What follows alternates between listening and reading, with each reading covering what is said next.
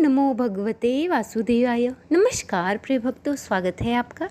आज की वीडियो में हम ज्येष्ठ मास में सास बहू की पीपल सींचने की संपूर्ण कथा सुनेंगे।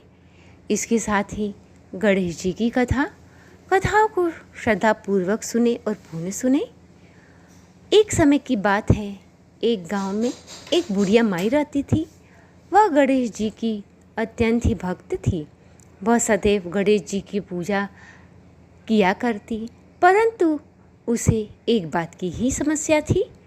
उसके पास मिट्टी के गणेश जी थे। बुढ़िया माई जब भी गणेश जी की पूजा करती, मिट्टी के गणेश जी गल जाते। एक बार बुढ़िया माई रास्ते से जा रही थी। किसी सेठ जी का मकान बन रहा था। बुढ़िया माई ने मजदूरों से कहा कि भाई, मेरा पत्थर जी का गणेश जी बनवा दो। मजदूरों ने कहा कि जब तक तेरा गणेश जी का मूर्ति बनाएंगे तब तक हमारी एक दीवार खड़ी हो जाएगी। जा बुढ़िया, तू कहीं और से बनवा। इस प्रकार कहने पर बुढ़िया माई ने कहा, जा, तेरी दीवार कभी सीधी नहीं होगी। इस प्रकार कहकर बुढ़िया माई वहाँ से चली गई। अब तो मजदूर दीवार सीधी करने लगे, परंतु दीवार सीधी ही नहीं हो रही थी। करते करते शाम हो गई। जब सेठ जी आए, सेठ जी ने पूछा कि आज इतना ही काम हुआ। मजदूरों ने कहा कि एक बुढ़िया माई आई थी, उन्हें पत्थर का गणेश जी चाहिए था। उन्होंने कहा परंतु हमें काम करने में देरी होती, इस कारण हमने बुढ़िया माई की मूर्ति नहीं बनाई। अब सेठ जी ने कहा कि बताओ बुढ़िया माई किस तरफ गई हैं। नौकरों ने बुढ़िया माई के जाने का रास्ता बताया। सेठ जी उस रास्ते गए। बुढ़िया माई की कुटिया में जाके कहा, हे बुढ़िया माई, चलो मैं तुम्हें सोने का गणेश जी बनवा दूंगा, परंतु मेरी दीवार सीधी कर दो। बुढ़िया माई ने गणेश जी से प्रार्थना की, हे गणेश जी, इनकी दीवार सीधी हो जाए। दीवार तुरंत सीधी हो गई। सेठ जी ने बुढ़िया माई को सोने की मूर्ति बनवा के दी और उनके चरणों में प्रणाम किया। हे गणेश भगवान, जैसे आपने बुढ़िया माई की रक्षा की, वैसे सबकी करना, सबका मान रखना। जो भी ये कथा पढ़े सुने हुंकार भरे, उनके हर विघ्न हर लेना। अब आइए सुनते हैं ज्येष्ठ मास में सास बहू के ज्येष्ठ स्नान की कथा। एक समय की बात है, एक सास थी और बहू। सास बहुत ही झगड़ालू थी, बहू को सदैव परेशान किया करती, परंतु बहू बहुत ही सज्जन थी। बहू पूरे दिन घर का काम करती और नदी किनारे पानी भरने जाती। संयोगवश बहू एक दिन मटका लेके पानी भरने जा रही थी। उसी समय उसने देखा कि कुछ औरतें मटके के पानी से पीपल को सींच रही हैं।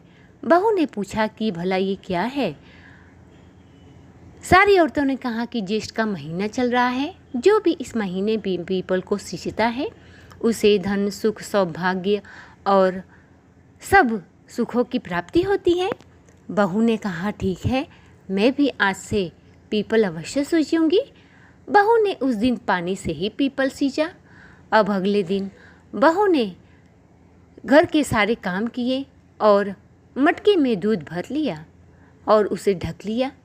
सास ने पूछा कि तू कहाँ जा रही है। बहू ने कहा, मैं जा रही हूँ नदी किनारे पानी भरने। सास ने कहा, चली जा, परंतु कल की तरह देर मत करना, जल्दी आ जाना। अब बहू गई और पीपल को सींचा।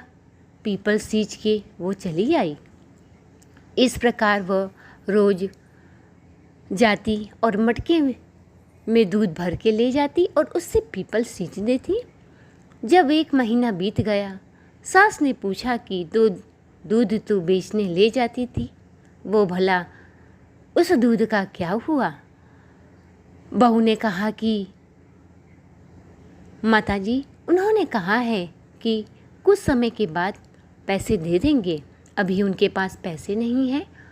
बहू ने यह बात कहकर पीपल के पास चली गई और वहाँ पे बैठकर रोने लगी और कहने लगी, हे पीपल देव, अब मैं पैसे कहाँ से लाऊं।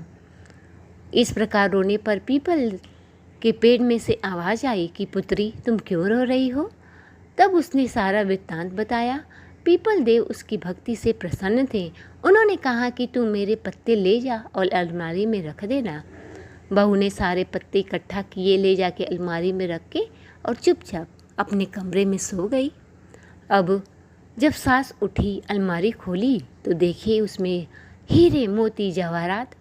अब सास ने बहू को बुलाया और पूछा, बता ये सब कहाँ से आया। बहू ने कहा कि मैंने पूरे महीने दूध से पीपल सींच दिया और ये सब मुझे पीपल देव ने ही दिया है।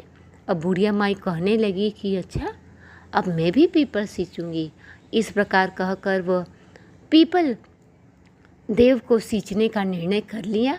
1 वर्ष के बाद जब फिर से ज्येष्ठ का महीना आया और उसने पीपल सींचा, पूरे दूध लेके जाती, परंतु दूध बेचकर आधा दूध आधा पानी मिला के पीपल में डालती।